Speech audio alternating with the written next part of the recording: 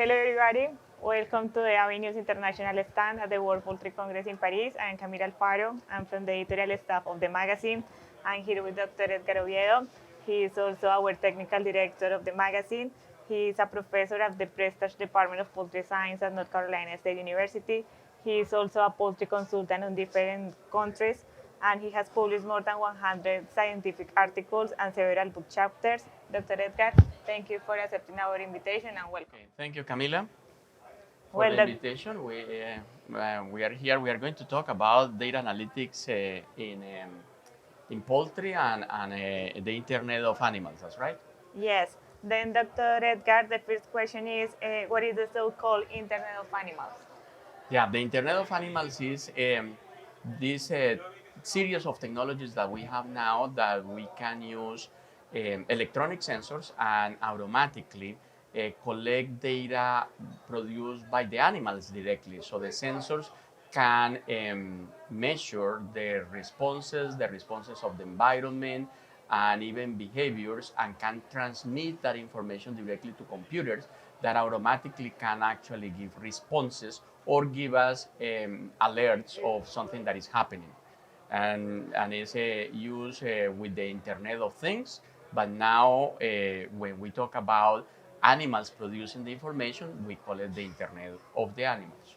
Then, Dr. Edgar, what is the current technology to monitor the different poultry facilities? Well, we have had for a few years different electronic sensors that can measure parameters like humidity and temperature, and even gases like CO2 or ammonia in poultry houses. We also can have sensors to know if the fans are working, or the feeder lines are providing the feed, or what is the pressure of the water lines.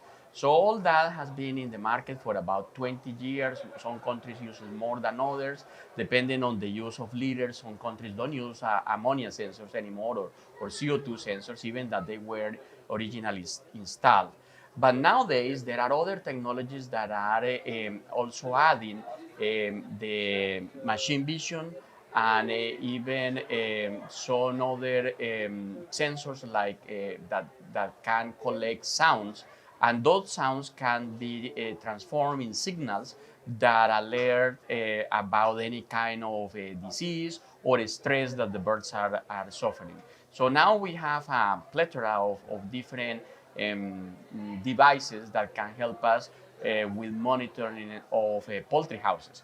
Now, in hatcheries, there are many sensors that can control the machines. Even sections of the machine give us idea about when the chickens are hatching. And in the same way, in the vehicles, we can track the speed of the cars, how many times they stop, what type of conditions they have inside of the truck with the animals that are getting transported to the farm, or from the farm to the processing plant, for example, or to other locations where you are transferring birds from one location to the other.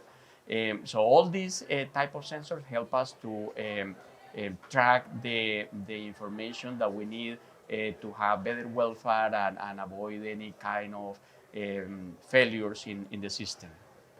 Now, can you tell us about the pros and cons of using this technology in the live production system? Yes, well, in the pros, definitely this is a help for the farmer, for the company that owns the chickens when it's an integration. It helps the veterinarians and anybody that is involved. Even it helps with the transparency, with the traceability of the whole system. It helps with the accounting of the production in the sense that is directly collecting the data, and hopefully is the data warehousing is good enough that it will help with a very fast analysis to provide clear information that will help with decision making on time. So that is probably the main advantage that we may have. The disadvantages is that in live production, we have many difficulties with the sensors, that they can get damaged, that they require maintenance, that they require connectivity. And in some rural areas, we have difficulties with that. We don't have people trained to do the maintenance. We may have failures in electricity. We may have issues to get the parts when they need to be repaired. And sometimes even the connectivity, the internet, is not good enough to provide accurate information. And many times when you lose part of the information, then it's not useful at all. You can lose days of data when you have a failure like this. So that could be the main factor. The other is like any other tool, it can fail, and people need to be aware of that and actually not to avoid the technology because it has failures at the moment, but actually it needs to learn how to use it. Okay, Dr. Edgar. On the other hand, people have told that analytics is like a tool to solve problems. Therefore, what are those problems that we are facing in the poultry industry, and how do you think that data analytics is helping us to solving those problems? Yeah, data analytics has come in all the world, in all the industries, in business, in economics, in the banks, and in the whole marketing system to use the records that everybody normally has in order to explore how to do things better. So in the same way, in live production, we can look at things that we normally do. We keep records. Sometimes they are not organized. What it helps us is actually to measure better, quantify things better, and understand how we can improve from the same conditions. One of the big situations in animal production in general is that the variability is so big and the conditions are so specific from every farm or every company that you can not really optimize your resources when you use the same type of technology and you do exactly the same things that other people are doing. You really need to know your conditions, quantify under your conditions what is useful and what is not. So using this type of analysis that will give us that data hopefully faster, immediately, daily, then you can actually decide better for your conditions what is the best option to make. So that is the final result. It's not to have just a report or a nice graphic or anything like that, but actually to educate better for the specific conditions where you are working. And what is the current management of data in poultry companies? Well, we have all kind of levels in management of data. We have from those that still keep everything in paper and seldom they transfer or digitalize that data.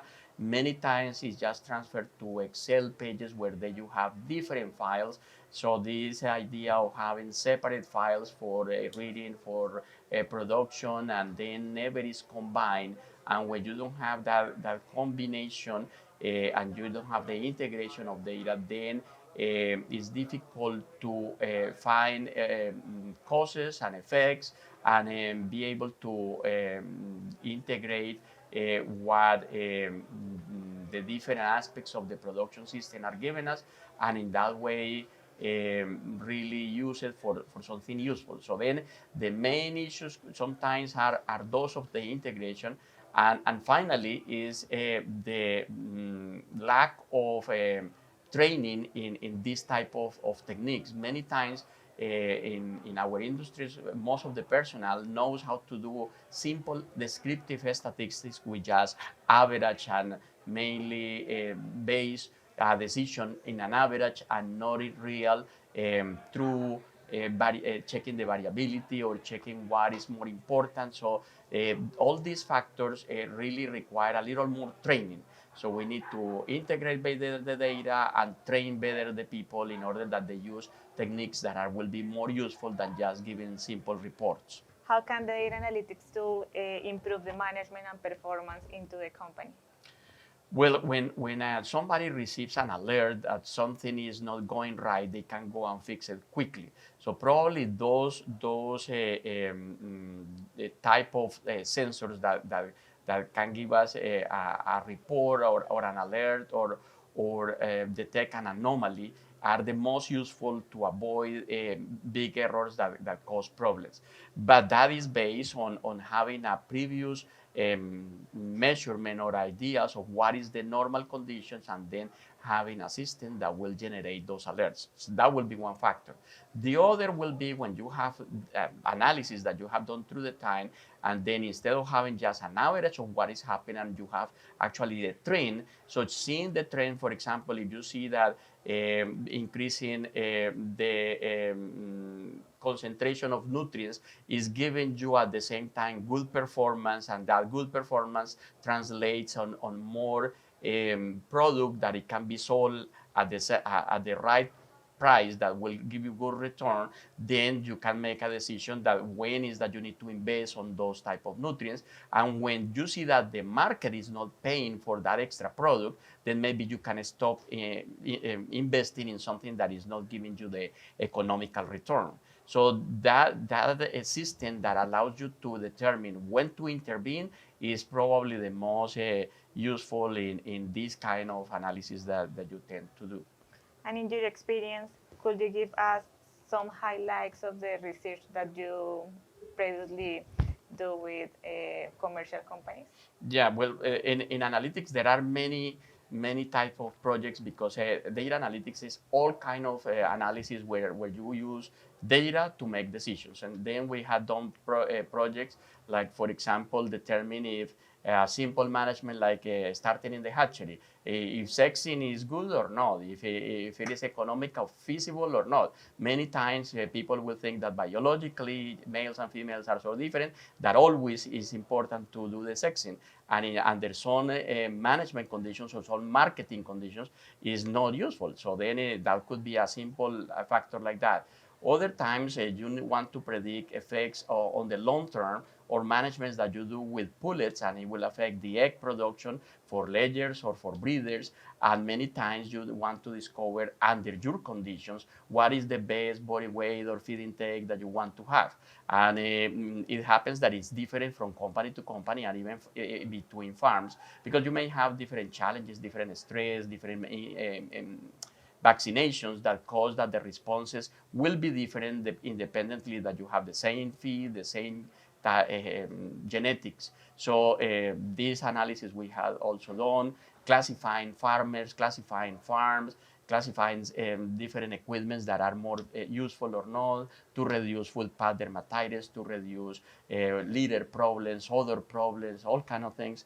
In these past 20 years, I think that we had done around 45 projects that included different type of companies that nowadays, for example, we are looking at big databases of companies that had offered near services for many years, and they have valuable information there, but never has been discovered. And then even they get surprised about the nice information that is on those databases. Finally, Dr. Edgar, what is next, and what are the new trends in data analytics and machine learning? You have mentioned, so the key word everybody uses is machine learning or artificial intelligence. In reality, I believe that what I see with the experts in data analytics, because I'm just an user, not a developer of these systems, but I keep track and I follow the ones that are developing these tools. It's more common now that people learn how to interpret the analysis, because to do the analysis is so simple now that everybody can purchase for $1,000 or probably even less, or you get it for free. There are many softwares that are on the public domain, and you can actually use them with the same tools that the most expensive software have at this moment. But the main issue is how to interpret the results. The people are able to get some values, to get some reports, but at the end is how you interpret that and how you apply it. Because sometimes even you have excellent statisticians and people that do very nice data analysis with books of complete reports and even nice equations and show you the nice simulations, but at the end the decision maker doesn't do anything. So that is the other factor: interpretation and understanding and application of what you have.